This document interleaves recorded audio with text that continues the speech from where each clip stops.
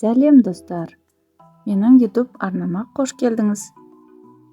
Менің YouTube арнама жазылып, қоңыраушаны басып қойыңыз.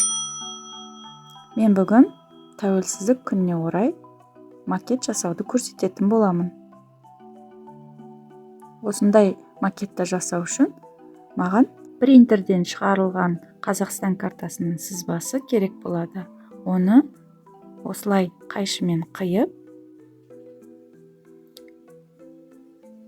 көк қағазымыздың үстіне теріс қойып, оны сызып аламыз. Менің арнама тіркеліп алыңыз. Сымбатпен бірге жаса. Менің каналымда тек қана макеттер жасау емес, массаж жасап та көрсететін боламын. Бет массаждарын көруіңізге болады. Менімен бірге жасап отырасыз. Мінекей қағазымның үстіне қойып, оны сұлбасын, сызбасын сызып алдым. Және оны қайшымен кесіп аламыз.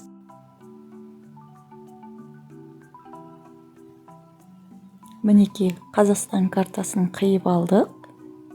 Енді оның үстіне күн мен бүркітті қағазға салып алдым және кесіп алдым. Оны қағаз клеймен клейлейтін боламын. Қағазға жақсы жабысу үшін клейді молырақ жағып, осылай айналдыра жағып шығамын. Дәл ортасына жабыстырып, астына бүркітті туралаймын.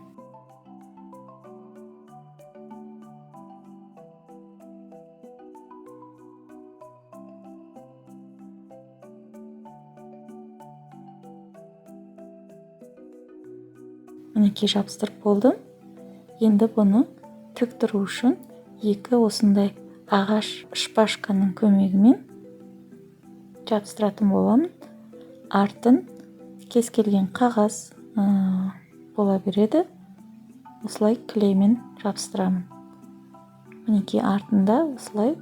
Енді оны аяққа тұрғызу үшін менде қалған фоамариндер бар екен. Сонымен бекітетін боламын. Ыстық клейдің көмегімен осыны аяғына жабыстырамын.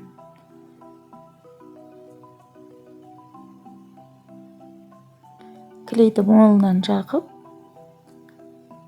ағашты барынша орап шығамын. Екінші аяғына да дәл солай осындай фоамарин жабыстырамыз. Ал оны бекіту үшін мен мынандай аяқ киімнің коробкасының қақпағын алдым және фетрді кесіп, осылай ыстық клейдің көмегімен жабыстырып шықтым. Ендігі кезек осындай жалтырақ алтын түстес қағазды алып, осындай сызықтарды сызамыз. Мен шамамен арасы 1,5-2 сантиметр болатындай жолақтарды сызып шықтым. Бәрі көз мөлшермен.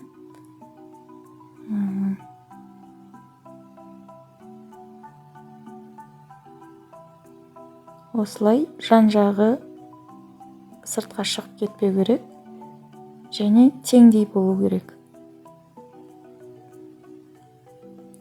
Ол сіздің жасалып жатқан шардың, домалақ шардың көлеміне байланысты. Мына жағынан да осылай сызып бөлшектеп шығамын. Одан соң осындай бөліктерді жасап шықтым және ол да көз мөлшермен жылдам осылай сызып шықтым.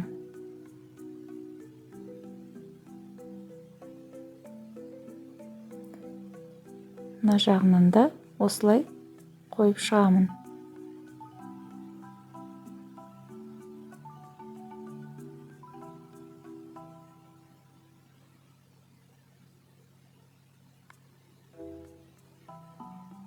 Енді қайшымен кесемін. Мына тура осылай араларын кесемін. Ортаңғы сызыққа жеткізбей қайшымен кесіп шығамын. Бастапқыда осындай қағаз клеймен жабыстырып көрдім осы жерін. Одан соң бұрыштарын бүктей келе бізде осындай шар шығу керек.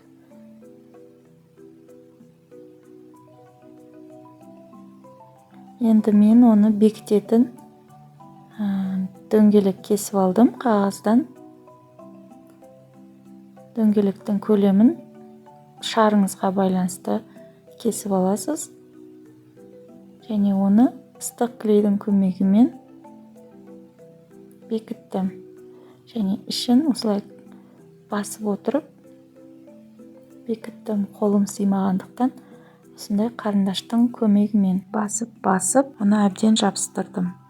Келесі кезекте ыстық клейдің көмегімен үшкір жерлеріне жабыстырып шықтым. Ендігі кезекте оны бекітетін қағазды орап жасап аламыз. Ол үшін осылай кесіп алдым. Енді оны бүктеп труба тәріздес жасаймыз. Жасап алған соң оны жаңағы шарымызға бекітеміз.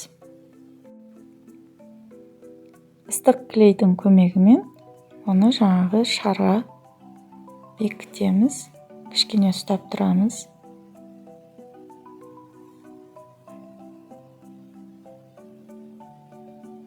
Мінекей жабысты. Енді оған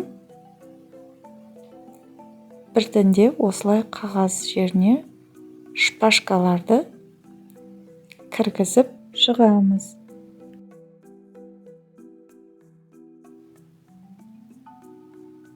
Мінекей бәрін кіргізіп шықтым. Енді оның астын тағы да клейдің көмегімен бекітеміз. Қолымызбен ұстай отырып бекітеміз.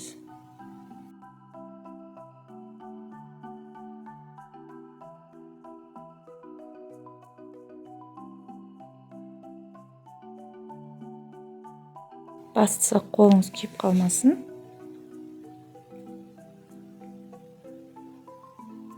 Мінекей бекітіп, астына тағы да жалғап едім, оны видеоға түсірілмей қалыпты. Енді осымен фоамариннің көмегімен осы жаман болып тұрған жерлерін жауып тастаймыз.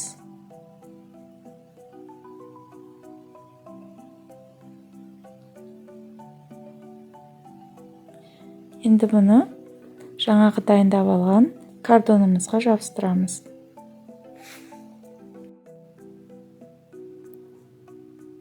Осылай картонымызға бекітіп, оны тұрғызып қоямыз. Бұл біздің бәйтерегіміз. Және туымызды да тура осылай бекітеміз. Менің каналыма жазылып, тіркеліп, және арнамды көріп шықсаңыз болады. Мен бет массажын көрсететін маманмын. Алайда осындай қолөнерлерді кейде жасап тұрамын. Менімен бірге жасап үйренсеңіз болады. Әрине бұл макет баламның садигіне керек болған соң жасадым. Арнама тіркелуді ұмытпаңыз, қоңыраушаны басып қойыңыз. Сау болыңыздар.